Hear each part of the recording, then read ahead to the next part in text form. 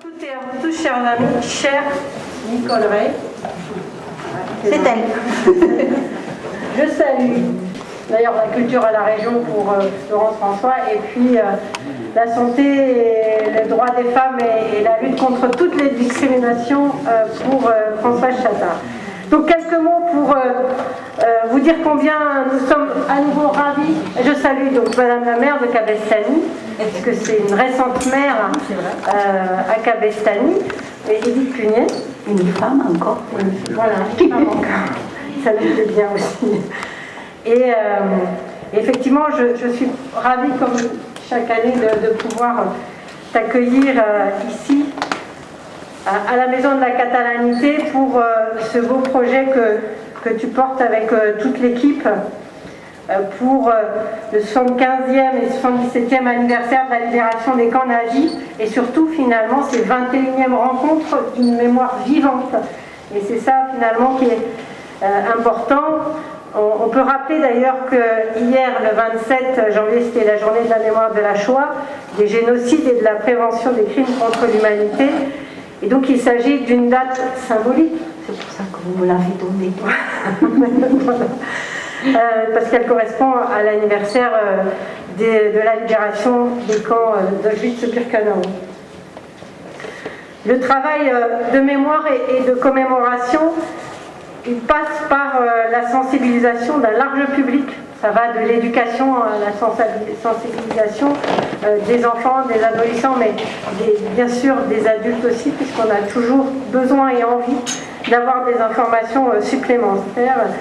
Et cette journée du souvenir, c'est aussi l'occasion d'engager à nouveau des réflexions, une réflexion sur la Shoah, sur les génocides, et rappeler les valeurs humanistes qui fondent la démocratie. Et ô combien c'est important dans ces temps actuels, dans cette période préélectorale où on entend de tout, mais surtout beaucoup d'horreur. Donc merci encore une fois d'être là et de pouvoir nous faire partager ces moments-là. Donc c'est aussi la raison pour laquelle au département, depuis, j'allais dire toutes ces années, depuis quelques années, Beaucoup. mais non, c'était hier. Jamais assez. Nous sommes à vos côtés, avec Nicole et toute l'association, comme un partenaire historique, on peut le dire, c'est vrai, puisque c'est Christian qui avait commencé, et puis Ségolène également, Ségolène Neville, Christian Bourquin, pardon, de votre association, les Amis de la Fondation pour la mémoire de la déportation. Nous sommes donc fiers, autant que nous sommes, une fois encore, de t'accueillir à la Maison de la Catalanité et d'accueillir aussi cette exposition qui commémore ce 75e anniversaire de la libération du camp nazi. Cette expo, elle nous replonge dans l'horreur des conditions de vie déshumanisées, parce qu'on n'a pas envie de dire de vie, mais de survie, des prisonniers qui étaient là-bas. Elle révèle aussi, de façon brutale d'ailleurs, la présence permanente du mal, des bourreaux, et la mort abjecte de millions de victimes innocentes, d'enfants, d'hommes, de femmes, parce qu'ils étaient juifs, parce qu'ils étaient tziganes, parce qu'ils étaient homosexuels, et je salue la LGBT présente dans la salle, et puis plus. Ou aussi parce qu'ils étaient opposants politiques d'un régime nationaliste, mais en plus de nationaliste, raciste et antisémite, perpétrant un véritable génocide. Ce sont ces pensées étriquées, nationalistes, obscurantistes et surtout le rejet de l'autre qui perpétue les crimes les plus horribles, réduisant les auteurs à des barbares. Malheureusement, encore aujourd'hui, et l'actualité en témoigne, par un récent rapport qui pointe une augmentation des actes antisémites en France, je crois que c'est 53 des Français juifs affirment avoir été victimes d'injures antisémites. 53%, je ne sais plus si c'est 10%. De même, à l'international, La communauté des Ouïghours qui est victime d'un véritable génocide perpétré par le gouvernement chinois. Donc c'est malheureusement toujours d'actualité, soit en proximité, soit de façon plus lointaine, et encore une fois, on entend ces derniers temps les propos de certains candidats ou candidates sur des sujets qui nous paralysent, j'allais dire, qui nous refroidissent. En tout cas, c'est pourquoi notre lien culturel forgé par la volonté commune, sans relâche, pour lutter contre l'antisémitisme et le négationnisme, permet de faire revivre à toutes et à tous, à travers les expositions, à travers les rencontres de la mémoire vivante, d'un passé mortifère, inoubliable et indélébile, et qui prend encore toute sa vivacité aujourd'hui, et sur lesquels nous devons travailler, parce que c'est toutes les consciences humaines. Chère Nicole, vos expositions assurent toujours la pérennité, l'enrichissement et la transmission de la mémoire de l'internement et de la déportation. Et là, puisque pendant 3 semaines, tous les visiteurs de la Maison de la Catalanité pourront participer, pourront voir les expos, mais aussi participer à une conférence et à des lectures et découvrir ces 4 expositions pour ces 21e rencontres d'une mémoire vivante, et que soit prise en compte effectivement avec cette prise de conscience des idéologies les plus nauséabondes, ainsi que des actes les plus sombres et les plus odieux perpétrés par des hommes sur d'autres hommes, de façon générale, par des humains sur d'autres humains. Nous partageons et défendons toutes et tous ici, ce soir, ce devoir de mémoire. Et le département est un acteur majeur de ce devoir de mémoire avec le mémorial et avec la région, puisqu'on partage le mémorial avec la région, le mémorial du camp de Rivesaltes, qui est un lieu d'histoire et de mémoire là aussi, et puis d'éducation, de sensibilisation, ouvert sur le monde contemporain. C'est donc notre responsabilité et même notre obligation morale collective en tant qu'élus citoyens, élus et citoyens ou élus citoyens, d'accompagner et de soutenir les associations ainsi que tous les acteurs culturels pour transmettre, pour sensibiliser encore une fois les événements historiques tragiques et de ces victimes afin de faire en sorte qu'un événement comme la Shoah ou n'importe quel autre acte antisémite ne se reproduise pas. Plus jamais ça, disait-on, et on voit que c'est d'actualité malheureusement. Merci beaucoup à toutes et à tous, et c'est à toi, Nicole. Asseyez-vous, mesdames. Bonsoir à tous, et merci d'être toujours fidèles aux manifestations de mémoire que vous proposent les amis de la Fondation pour la mémoire de la déportation, que j'ai l'honneur de présider sur notre département, et qui inaugure ce soir, Madame la Présidente vous l'a dit, leur 21e rencontre d'une mémoire vivante, qui auront pour thème cette année le 75e anniversaire de la libération des camps nazis. Je devrais dire 77e, puisque reporté à 2 reprises, mais nous sommes là ce soir et c'est très bien. Pour ce faire, nous investissons pendant 3 semaines la Maison de la Catalanité, cette maca où nous nous sentons un peu chez nous, pour y être venus si souvent, et où vous nous accueillez une fois encore, Madame la Présidente, je l'ai perdue. Madame la Présidente, chère Hermeline Malherbe, avec des paroles toujours chaleureuses, vous qui avez depuis le début cru en nous et toujours soutenu dans nos travaux mémoriels. À vos côtés, présence amicale aussi, Madame Françoise Chacard, qui nous accompagne pour son premier mandat. J'aurais dû peut-être dire avant Madame Laurence François, représentante de Madame Delga, présidente de la région. Je salue Edith Punier, la maire de Cabestany, encore une femme. Monsieur Charles Chivillot, qui est président de la commission Culture et Patrimoine. Donc, nous sommes sous votre tutelle, monsieur. Je pense que je n'ai oublié personne dans les... Si j'ai oublié, vous faites comme ça. Non.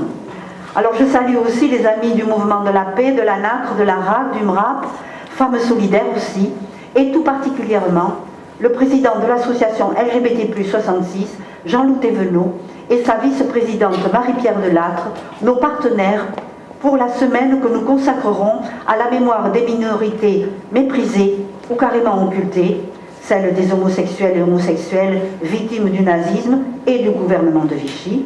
Et nous n'oublierons pas bien sûr de parler d'une autre semaine des minorités vulnérables et infériorisées, celle des tziganes. Vous avez trouvé sur votre siège les invitations. Alors, quand même, remercier aussi en vos personnes, mesdames, tous les actifs et tous les actifs du conseil départemental qui vous entourent et sans qui ces rencontres ne seraient pas ce qu'elles sont depuis leur création en l'an 2000, une belle et constante réussite. On n'est jamais si bien servi que par soi-même. Je pense à la précieuse Céline Florémont, à l'irremplaçable Laurent Coy et à toute l'équipe de techniciens de Laurent Métivier. Tous se mettent en quatre pour satisfaire à nos exigences. Ils me l'ont encore montré cet après-midi. Merci, merci, merci à eux. 5 avril, Dora, libérée. 11 avril, Buchenwald, libéré. 15 avril, Bergen-Belsen, libéré. 29, Dachau, libéré. Schaffhausen, libéré. Ravensbrück, libéré. 2 mai, Neuenkamp, libéré. 4 et 5 mai, Mauthausen, libéré. Le 27 janvier 1945, les troupes soviétiques ouvraient le camp d'Auschwitz. À la suite, et tout au long du printemps 1945, les déportés survivants des camps nazis, déportés de répression, dont nos résistants français, et déportés de persécution, juifs, tziganes, homosexuels, issus de toute l'Europe occupée par l'Allemagne, recouvraient la liberté à mesure de l'avancée à l'est puis à l'ouest des armées de la coalition anti-hitlérienne, anti-nazie, ouvrant les camps de concentration et d'extermination, découvrant la monstruosité des crimes perpétrés en ces lieux par ce qu'il est convenu aujourd'hui d'appeler la barbarie nazie, cette spécificité génocidaire du nazisme. Barbarie nazie, une expression qui fait choc, parce qu'elle dit à la fois l'ampleur de l'horreur qui révolte la conscience de l'humanité et qu'elle désigne clairement les coupables. L'un d'eux, justement, Himmler, responsable de l'ASS, à qui Hitler avait confié l'administration, le fonctionnement et les profits de ces camps, intimé à ses acolytes en 1943 au cours d'une réunion secrète, je le cite, « La page glorieuse des camps d'extermination devra rester dans l'histoire de l'Allemagne une page non écrite. » Les correspondants de guerre qui accompagnaient les armées de libération en décidèrent autrement. En effet, les camps de concentration grouillés de photographes, dira Robert Capa. À chaud, alors qu'ils sont encore sous le choc de la découverte des commises en ces lieux, atterrés, bouleversés par l'horreur de ce qu'ils découvrent, les correspondants de guerre s'attachent à faire connaître au monde l'enfer dans lequel survivent encore, sous leurs yeux, des hommes, des femmes, des enfants, des vieillards, à bout de force, maigres au-delà de l'imaginable, les yeux hagards de ce qu'ils ont vu, les yeux hagards de ce qu'ils ont vécu. Grâce à ces correspondants de guerre, pour la première fois dans l'histoire, c'est par une image sans phare que le monde découvre un événement qui lui est contemporain. Et c'est surtout avec leurs images qu'ils arrachent des lambeaux, mais des lambeaux seulement bien sûr, de la vérité des camps, car leurs mots ne savent pas toujours dire l'horreur de ce qu'ils voient. Je ne peux pas, je ne sais pas dire ce que je viens de voir, il y a des horreurs que l'esprit se refuse à croire, écrit René Paillot dans le Journal de Genève, le 16 avril 1945. Avec ce terrible constat, les correspondants de guerre soulevaient la question de savoir comment l'invraisemblable, l'impensable avait-il été possible au cœur d'une Europe qui se voyait comme le foyer et de la liberté et de la culture. Eh bien, c'est peut-être la Boétie et Nietzsche qui nous donne la clé de la réponse. La Boétie disant « Le tyran seul, il n'est pas besoin de le combattre, ni même de s'en défendre. Il se défait de lui-même, pourvu que le pays ne consente point à sa servitude. » Et Nietzsche d'ajouter « La justification idéologique est capitale quand on veut obtenir d'un peuple une obéissance consentante. Eh bien, cette justification idéologique, cette servitude et cette obéissance consentante ont été facilitées en Allemagne par essentiellement 3 facteurs. En premier lieu, le contexte économique, avec, vous le savez, les effets désastreux du traité de Versailles, le geste de trop des vainqueurs. Le contexte politique, avec l'émergence après la Première Guerre mondiale de la toute jeune Union soviétique et la crainte grandement agitée du complot judéo-bolchevique qui permettait le fantasme de l'ennemi intérieur aux ordres de l'ennemi extérieur. Et enfin, le contexte idéologique avec les pseudo-théories de la race apparues au XIXe siècle et au début du XXe, tant en Europe qu'aux États-Unis. Permettez-moi d'en rappeler les plus marquantes. Le principe de l'existence de races supérieures, nordiques ou germaniques, ces guides de la race blanche, qui d'ailleurs usurpaient sans vergogne la qualité d'Arien, et qui seraient menacés par, je cite bien sûr, l'existence de races inférieures. Le concept de vie digne ou indigne d'être vécu, défini par la pureté ou le mélange du sang, de la race. Et enfin, la prédisposition génétique aux actes criminels, génétiques. Ces théories cumulées ont conduit, dès 1923, à la création à Munich de la première chaire d'hygiène raciale. Vous avez bien entendu, une chaire d'hygiène raciale. Et les exigences des partisans de cette hygiène raciale réclamaient déjà l'internement, l'avortement, la stérilisation et jusqu'à l'euthanasie des populations à exclure de l'arianité. Un appel assumé à l'éradication de pans entiers de la société allemande. Et ce, je le répète, dès 1923. Ces théories ont exercé bien sûr une influence déterminante sur le Mein Kampf d'Hitler, écrit, vous le savez, la même année. Si donc, vous le voyez, l'Allemagne nazie n'a pas inventé l'idéologie nazie. Elle a trouvé en Hitler le parfait porte-voix pour justifier et faire admettre le principe de la répression, de l'exclusion, puis de l'éradication, qu'elle soit raciale, juifs, tziganes, slaves, sociétale, homosexuels, asociaux, handicapés ou oppositionnels, tous les opposants au nazisme de l'Europe occupée, dont je vous l'ai dit, nos résistants français. Cette justification idéologique, mise en forme, théorisée et largement diffusée avec les nombreux textes de Rosenberg, l'idéologue de Goebbels et d'Hitler, relayée par une propagande largement soutenue par les financiers et les industriels allemands et étrangers, mise en scène dans des meetings monstres dont nous avons tous en mémoire le grandiose et les vociférations haineuses jusqu'à la démence du chef suprême, endoctrinant la jeunesse jusqu'au fanatisme, tous ces paramètres allaient favoriser l'unification du peuple allemand autour de la doctrine nationale-socialiste. Les grandes foules réunies acceptaient de ne plus penser et de marcher au pas de l'aliénation. L'Allemagne, libre d'obéir, était prête. La création des camps de concentration et d'extermination était devenue possible. Elle se mit très vite en place d'ailleurs, car tout l'appareil militaire, policier, judiciaire, administratif et financier s'attela à cette tâche avec une monstrueuse logique, et c'est ainsi que le système concentrationnaire nazi, organisé et structuré par la SS, est devenu un rouage permanent et institutionnel de la machine étatique nazie, fondamental et indispensable au fonctionnement même du Troisième Reich.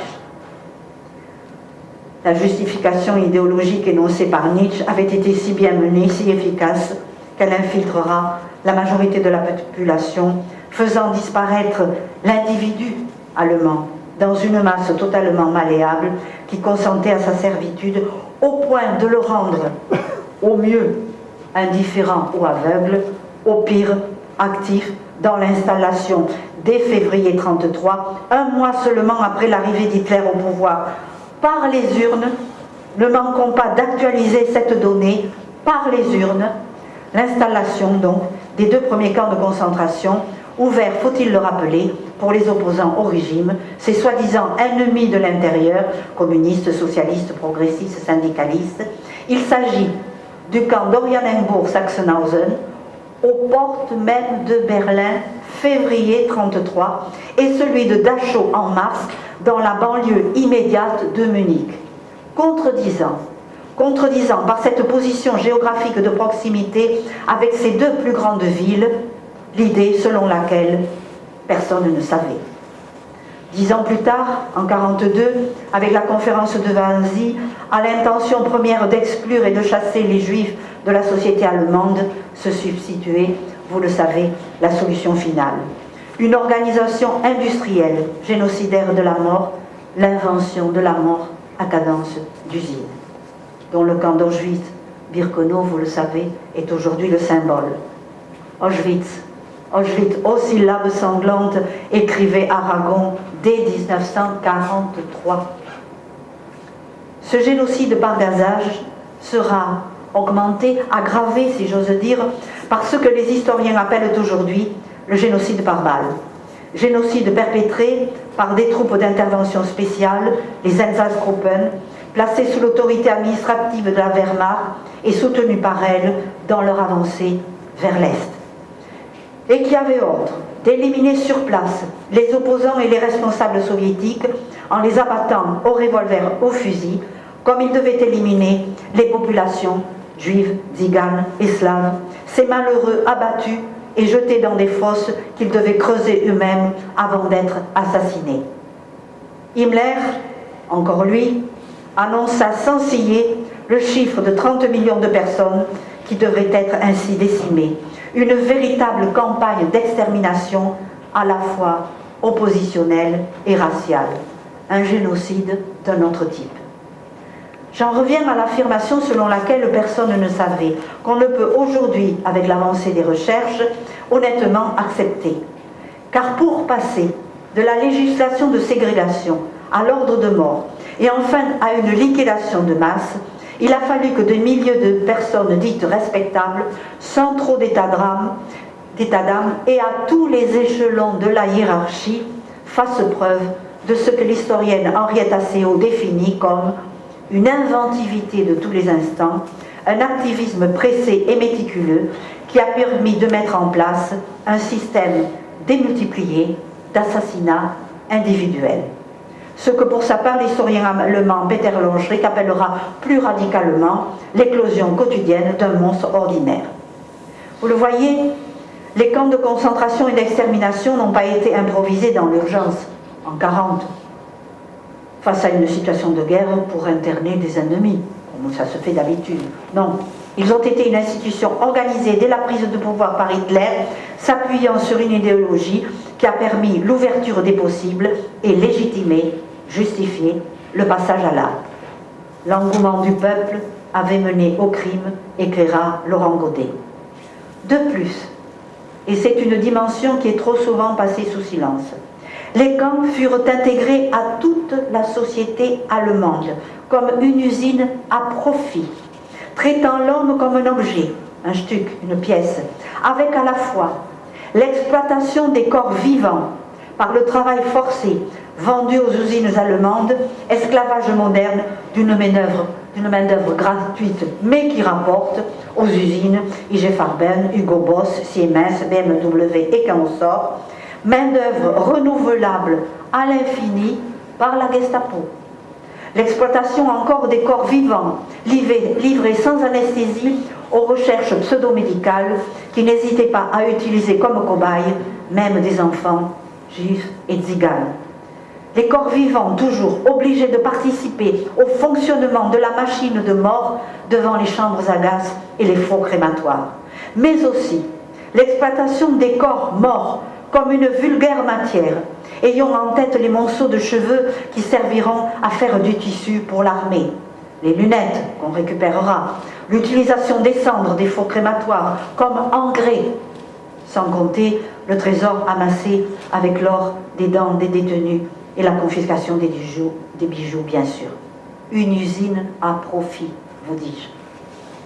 Voilà, c'est ainsi que pendant 13 ans, de 1933 à 1945, le Parti national-socialiste et ses cadres organiques ont pu développer dans les camps de concentration et d'extermination leur potentiel destruction, faisant des millions de morts qui ont disparu dans la nuit et le brouillard. Et tous, qu'ils soient victimes de leur courage ou de leur naissance, ont vécu dans ces camps la déshumanisation, la négation de l'homme.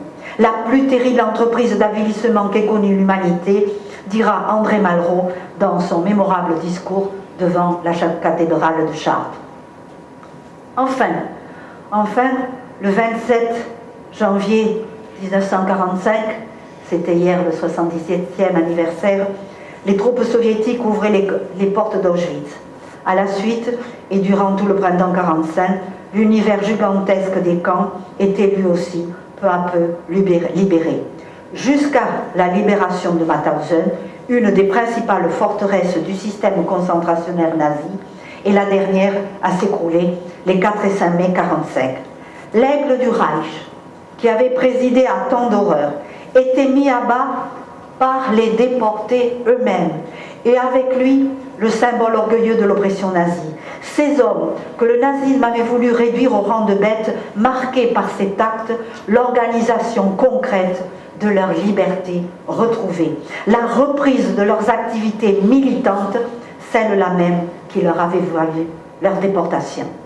Le bourreau, dira Robert Antelme, lui-même déporté résistant, le bourreau peut tuer un homme, mais il ne peut pas le changer en autre chose. Par cet acte symbolique, le déporté avait reconquis sa qualité d'homme. C'était 3 jours avant la capitulation sans condition de l'Allemagne nazie, et la découverte de ce que la barbarie nazie avait engendré dans les camps allait marquer la naissance d'une conscience universelle avec la création de l'ONU et la naissance d'un nouveau type de justice avec le procès de Nuremberg. Alors pour terminer, je m'abriterai derrière Victor Hugo, il y a pire, pour dire prenons garde à ce que nous faisons, car nous vivons des temps exigeants. En effet, nous déplorons que les espoirs que les déportés lançaient au monde avec les serments qu'ils prononçaient sur les places d'appel soient trahis un peu partout dans le monde, sans doute par le fait de notre négligence à tous, de notre paresse intellectuelle, une responsabilité collective qui a laissé s'installer de nouveaux fascismes au cœur même de nos sociétés, en faisant à nouveau des sociétés de la haine, des sociétés de l'exclusion. Germaine Tillon, elle-même résistante et déportée, nous avait pourtant alerté. Il ne faut pas être lâche, sinon on laisse la porte ouverte aux grands malfaiteurs. Je vous remercie.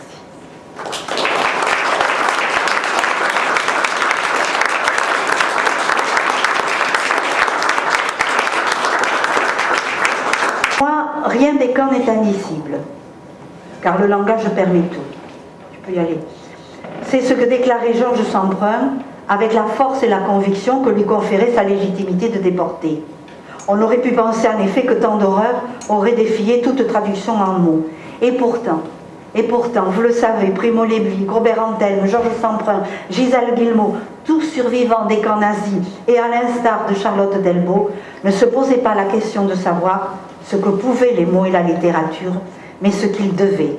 C'est donc avec leurs mots que je ne tombe pas, avec leurs écrits, devenus aujourd'hui des textes majeurs de la littérature post-concentrationnaire, avec des écrits plus modestes aussi, mais qui vont tous au-delà du témoignage, que Guy Japquet et moi-même, accompagnés au violoncelle baroque par Joël Ponce, sur des suites de Bach, allons essayer de vous faire, sinon vivre, du moins un tant soit peu approcher, les dernières heures du calvaire des déportés, leur libération au camp au printemps 1945.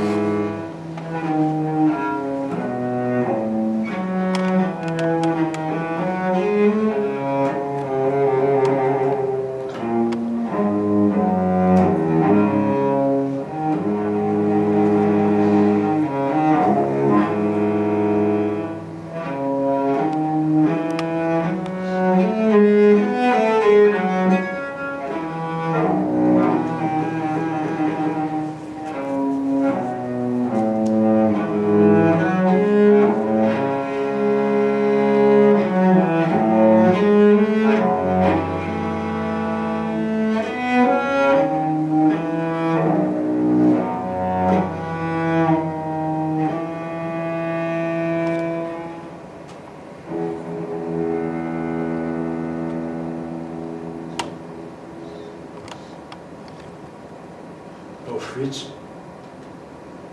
Auschwitz. Auschwitz. Ce point sur la carte, cette tache noire au centre de l'Europe, cette tache rouge, cette tache de feu, cette tache de suie, cette tache de sang, cette tache de cendre, pour des millions, au lieu sans nom, de tous les pays d'Europe, de tous les points de l'horizon, les trains convergeaient vers l'île nommée, chargés de millions d'êtres qui étaient versés là, sans savoir où c'était, versés avec leur vie, avec leurs souvenirs, avec leurs petits mots et leur grand étonnement, avec leur regard qui interrogeait et qui n'y a vu que du feu, qui ont brûlé là, sans savoir où c'était, où ils étaient. Aujourd'hui, on sait, depuis des années, on sait que ce point sur la carte, c'est Auschwitz. On sait cela. Et pour le reste, on croit savoir.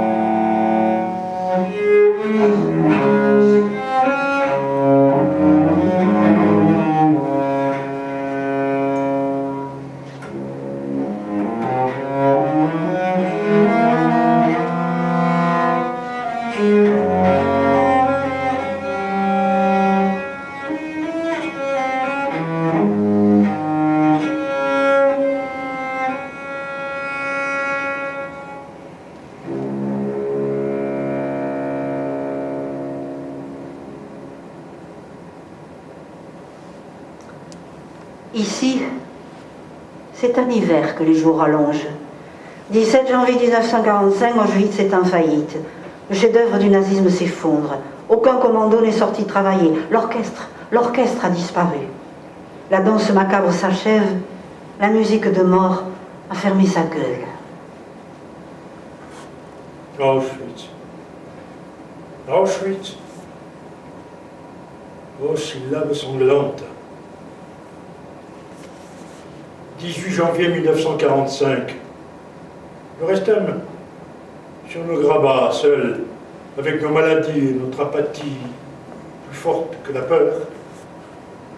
Il devait être 23 heures lorsque toutes les lumières s'éteignirent, y compris les projecteurs des miradors. On entendit le vrondissement des avions, puis le bombardement commença, une explosion toute proche. Et avant même que je pus reprendre mes esprits, une seconde et une troisième à crever les tympans. 2 baraques étaient en flammes. 2 autres avaient été pulvérisées. Les Allemands avaient disparu. Les miradors étaient vides. Je me sentais malade, sans défense. J'avais froid. J'avais peur. 19 janvier, avec Charles et Arthur, 2 Français, nous sommes sortis de la baraque dans le vent de cette glaciale journée de brouillard, enveloppant tant bien que mal notre couverture.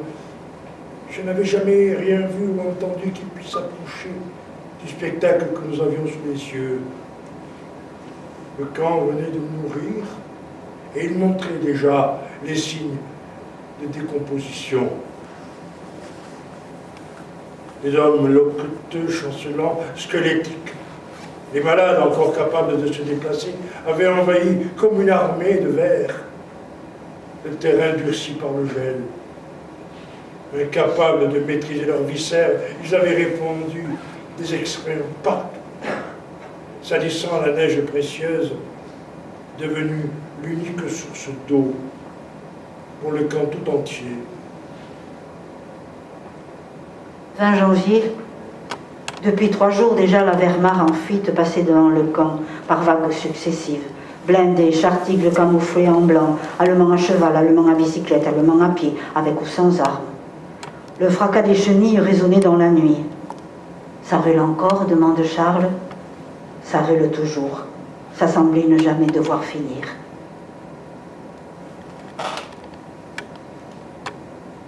Le matin du 23 janvier, un tronçon de barbelé avait été arraché. Par cette brèche, une double procession de misérables entrait et sortait du camp. Nous nous mîmes en route, Charles et moi, dans le vent de la plaine livide. Nous dépassâmes la barrière abattue. Dis donc, Primo, on est dehors? A dit Charles. Ben oui. Pour la première fois depuis mon arrestation, je ne trouvais libre, sans gardien armé, sans barbelé tendu entre ma maison et moi, sans... Alors est arrivée l'avant-garde de l'armée soviétique. Quel moment émouvant! C'étaient des femmes. Elles sont arrivées sur de grands traîneaux blancs, avec des capuchons blancs et des grands manteaux blancs qui leur descendaient jusqu'aux chevilles pour passer inaperçues dans la neige. Elles étaient 50 ou 100, je ne sais plus, des femmes robustes, la peau tannée par le vent. On s'est parlé. On ne se comprenait pas, mais on se parlait quand même. Nous étions tellement, tellement heureux. Puis sont arrivés de jeunes militaires, oh, vraiment très jeunes. Nous ne tenions pas debout, mais avec le peu de force qui nous restait, nous avons soulevé ces jeunes à bout de bras, et avec allégresse, nous les avons fait sauter en l'air. 27 janvier 1945. Le général Petrenko entre dans le camp avec le gros des troupes soviétiques. Il installe aussitôt un hôpital, des cuisines mobiles avec du ravitaillement et des lieux pour se laver. Enfin, c'était un tableau inouï, dira Petrenko. Des détenus émaciés, en vêtements rayés, s'approchaient de nous et nous parlaient dans diverses langues. Même si j'avais su bien des fois et vu des hommes mourir au front, comment ne pas être bouleversé par ces hommes transformés en véritables squelettes vivants, par la cruauté jamais vue des nazis? J'ai vu aussi des enfants. C'était vraiment terrible. Ils avaient le ventre gonflé par la faim, les yeux vagues, des jambes très maigres, des bras comme des cordes, et tout le reste ne semblait pas humain, mais comme si c'était cousu. Les gamins se faisaient et ne montraient que les numéros qu'on avait tatoués sur leurs bras. Ils n'avaient pas de larmes. Ils essuyaient des yeux qui restaient secs. C'était le dernier hiver de cette guerre-là, l'hiver le plus froid de cette guerre dont l'issue s'est décidée dans le froid et dans la neige.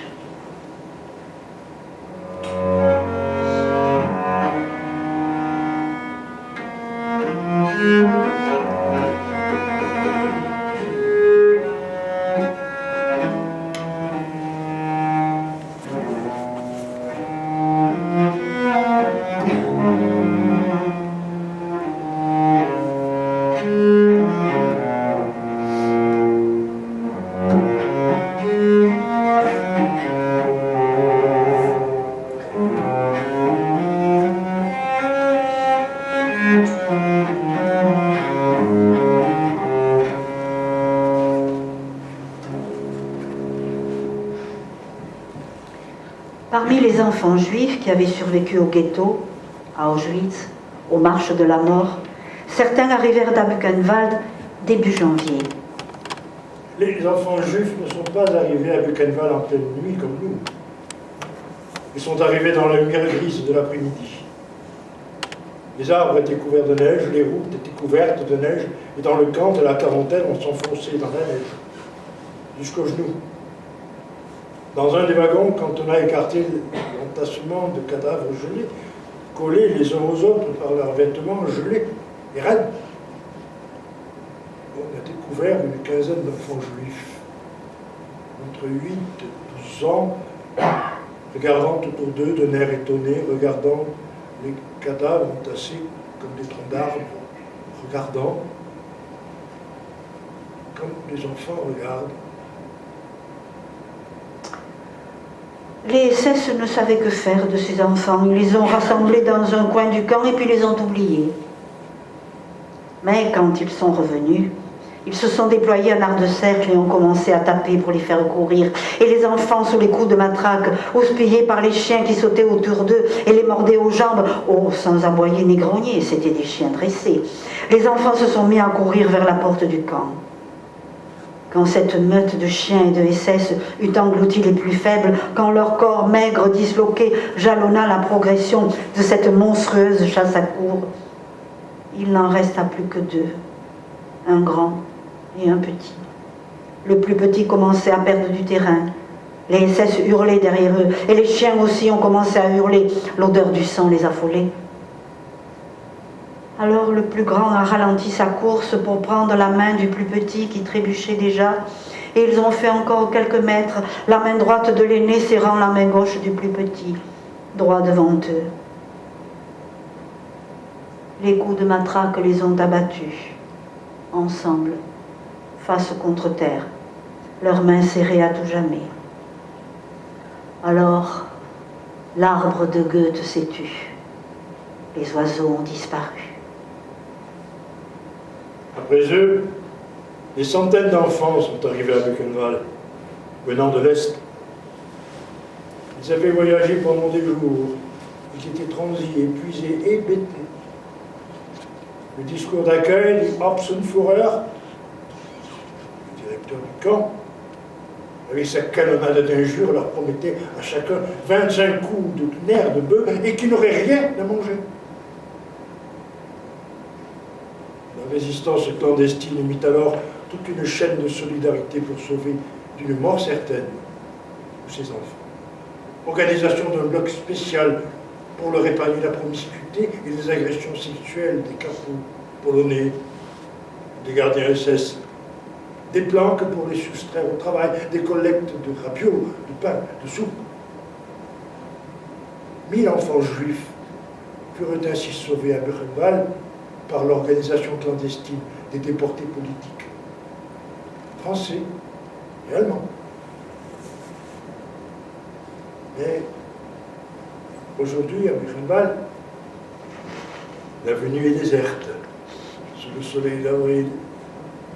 Une jeep américaine tourne là-bas au carrefour des casernes Totenkopf. Je montre mon laissez-passer à la sentinelle américaine. Je lève les yeux sur l'inscription en grandes lettres de fer forgé au-dessus de la grille d'entrée du camp. Arbeit macht frei. Travail en libre.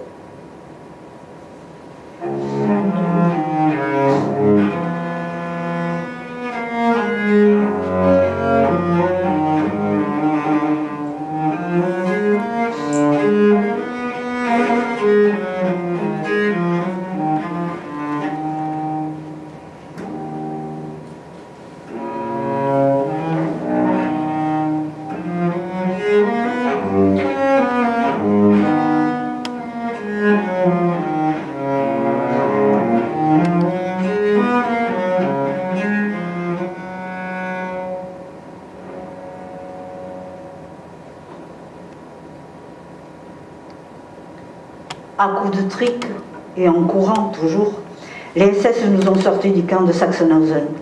Ils nous ont lancés sur les routes, transis, hébétés, épuisés avant d'avoir fait le premier pas. Nous marchions sans nourriture, uniquement des racines, de l'herbe, l'eau des fossés. Celui qui ne veut pas avancer est abattu d'une balle dans la nuque. Où allons-nous? Oh, Gilbert dit qu'il nous amène dans un autre camp pour travailler encore pour leur sale guerre. À côté de moi, Boris, un jeune russe, mon ami. Nous avions tous les deux 17 ans quand nous sommes arrivés au camp.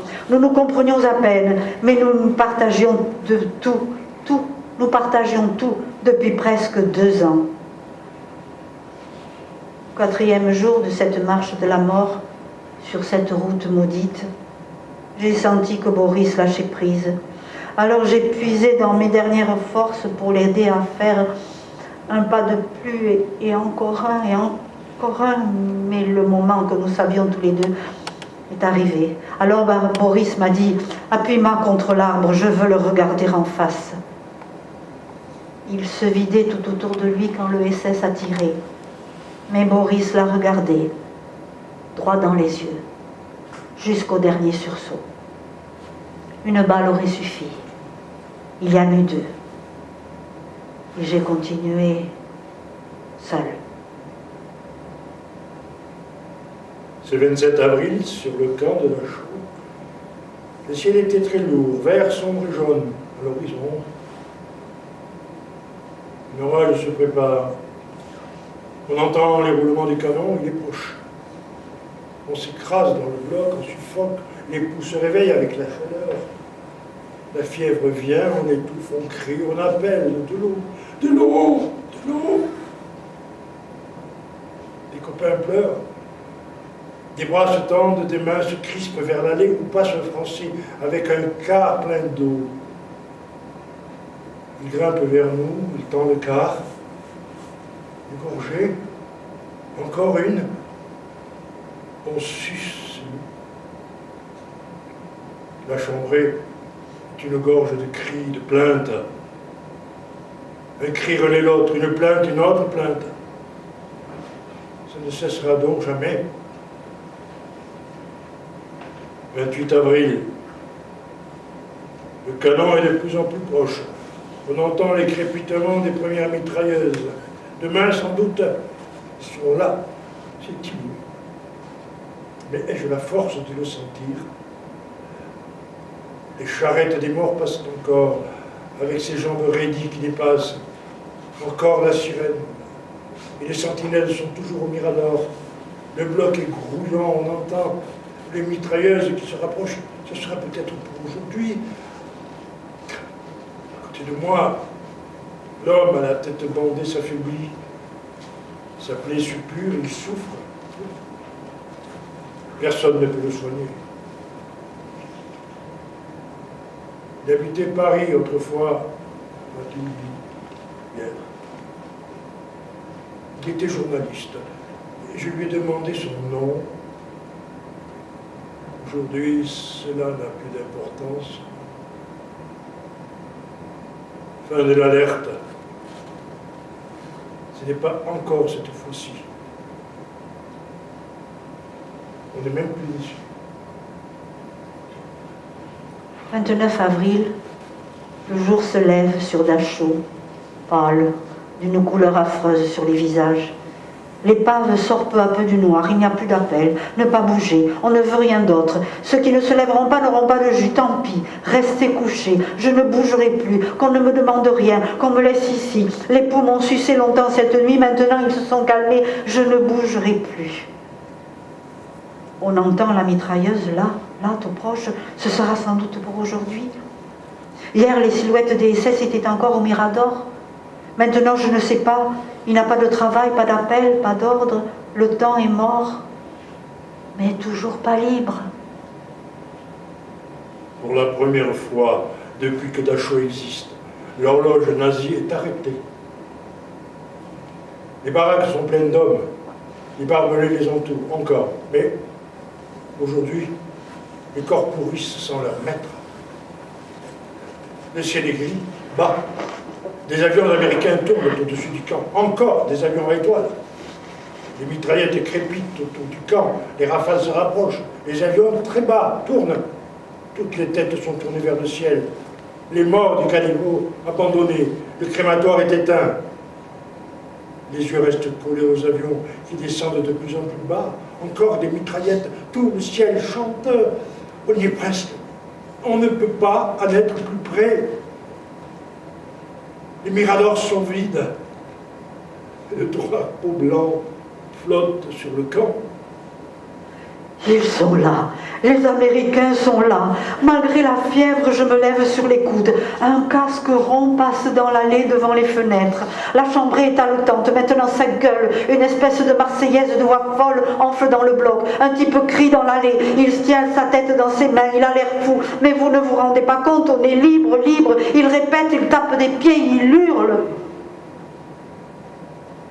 Tendu sur mon bras, je suis des yeux ces casques ronds qui passe dans l'allée, le vieillard allongé contre moi, les yeux à demi fermés.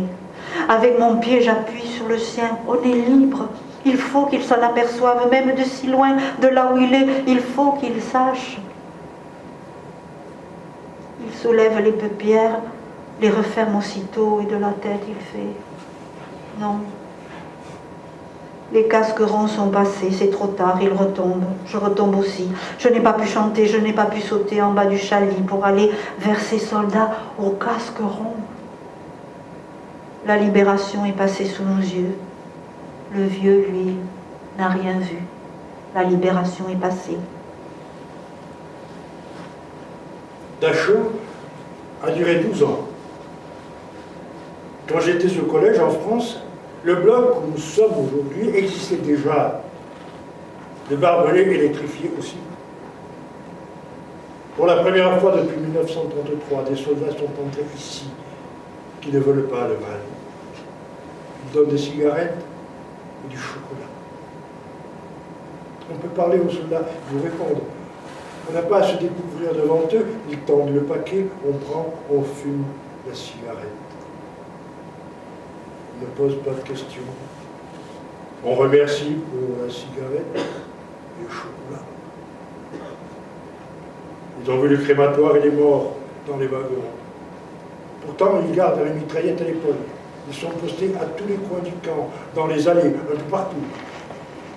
La guerre continue et quand même, c'est un camp. Il y a des milliers de types là-dedans. Les déportés sortent des blocs, ils vont renifler un peu la libération. Ceux qui peuvent encore marcher vont sur l'avenue qui longe le barbelé. Là, il y a des tas d'ordures qui brûlent et comme il fait froid, ils se chauffent au foyer.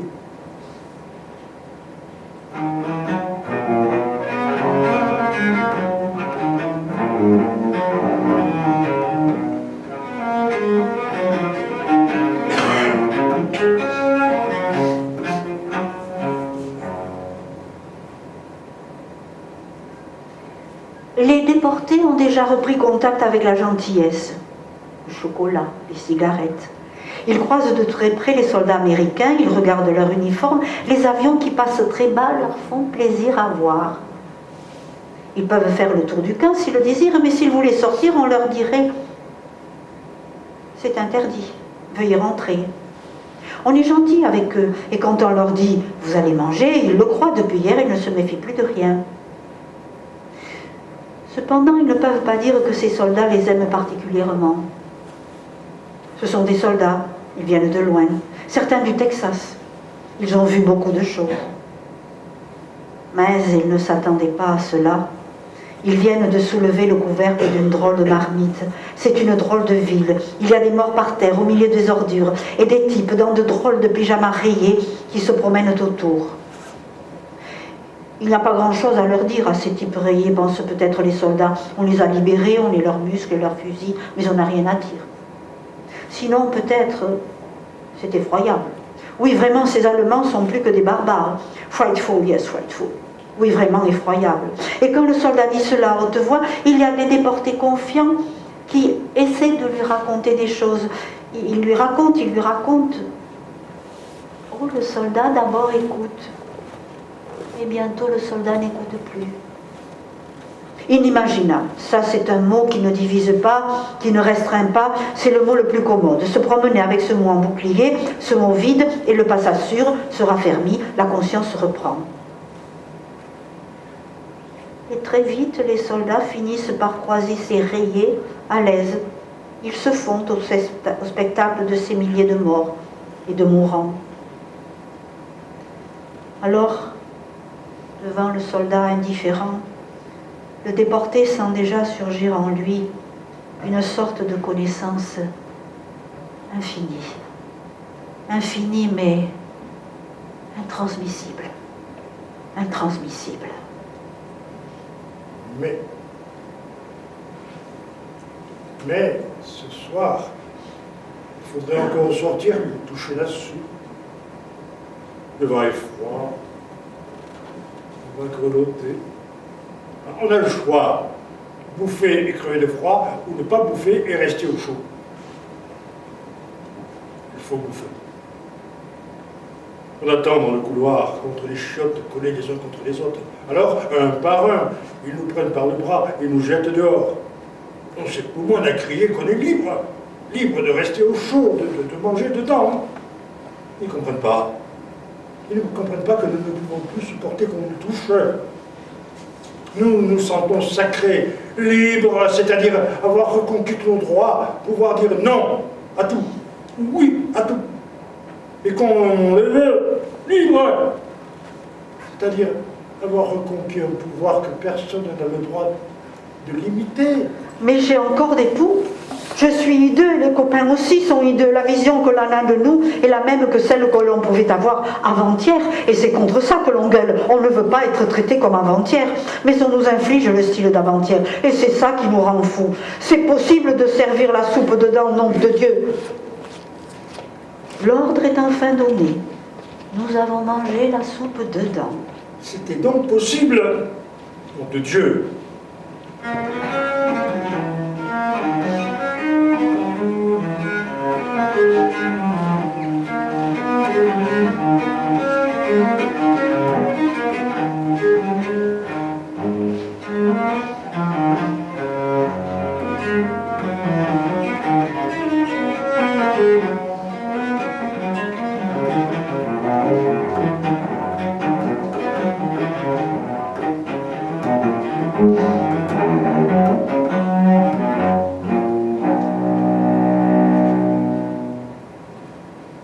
Maintenant, la lumière est éteinte. À côté de moi, il y a une ombre et un bout de cigarette rouge. De temps en temps, une bouffée éclaire une bouche et un nez comme un phare lointain. Un coup de coude dans mon bras. Le tison se rapproche. Je prends la cigarette. Je tire 2 touches. La main la reprend. Merci. C'est le premier mot. Pourquoi cette cigarette vers moi? Je ne sais pas qui il est.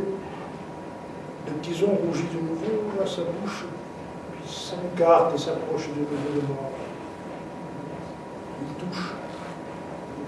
Nous sommes ensemble maintenant, lui et moi. On tire sur la même cigarette.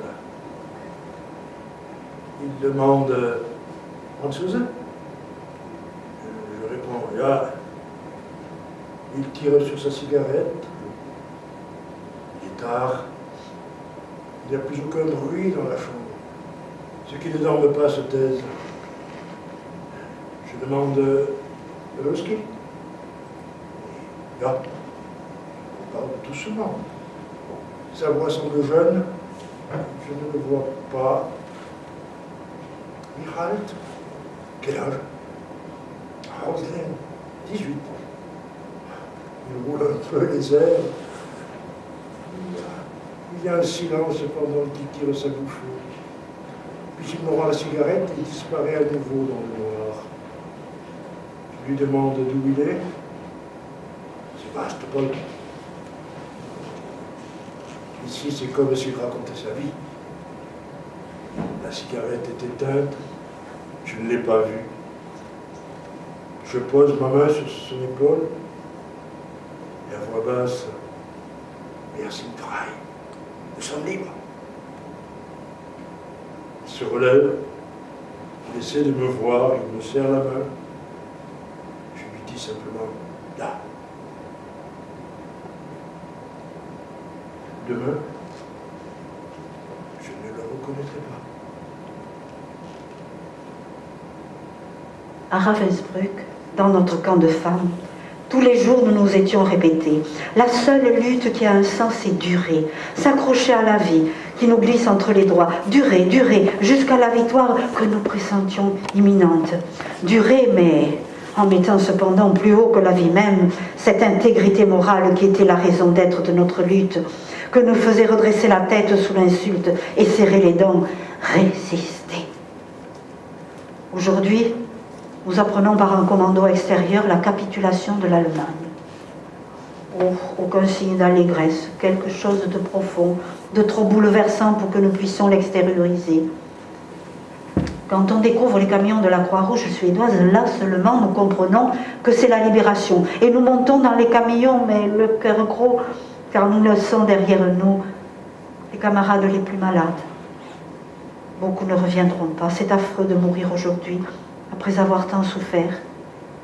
Moi, je suis libre, et je me sens orpheline, sans joie. Il faudra que je me souvienne, plus tard, de ces horribles temps.